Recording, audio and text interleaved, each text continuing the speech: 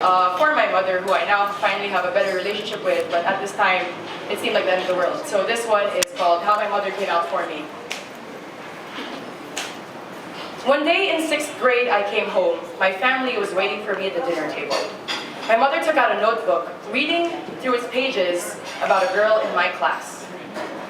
June 24th, dear diary, there's this girl, she sits in front of me. July 11th, dear diary, she asked me for a pen. September 15th, dear diary, today's her birthday, I gave her a poem. February 23rd, dear diary, I want to hold her hand.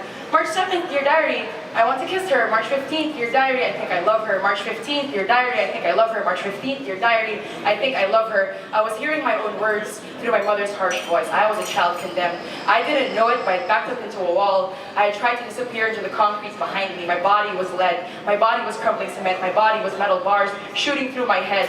How was it to open my eyes and see my shrieking mother, throwing paper across the room, on the floor, torn love letters, shattered plates, broken glass. My father, I would later sweep away into the trash. She could not throw me out, so instead she left.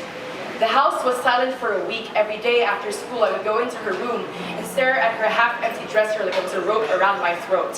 When she came back, it was like my lungs had never known air. I was gasping for breath with every sorry I said. Her eyes were dry, and I was drowning all the same. I sank under the surface, but she did not save me. I do not know the exact moment I had begun to hate my mother, or the exact moment she had begun to hate me.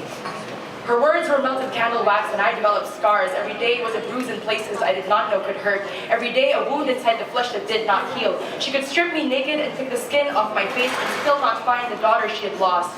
Only the brittle bones of the daughter she did not want. Her presence became a casket and wove me into a blanket of mourning. She offered mass and lit candles for my soul like I was already dead. But there were no flowers at my tombstone, no eulogy at my funeral. Only a blank space and family photos where I cut myself out. One less dinner placement at the table. I didn't know a house could have so many ghosts. I didn't know a family could stomach so much sick.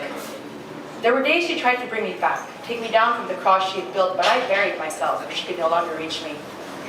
At 18, I left the house, leaving behind a half-empty dresser like a rope around her throat. My eyes were dry. She was drowning all the same. She sank under the surface, and I did not save her. I do not know the exact moment I had begun to hate my mother, only the moment she had finally begun to love me. Thank you.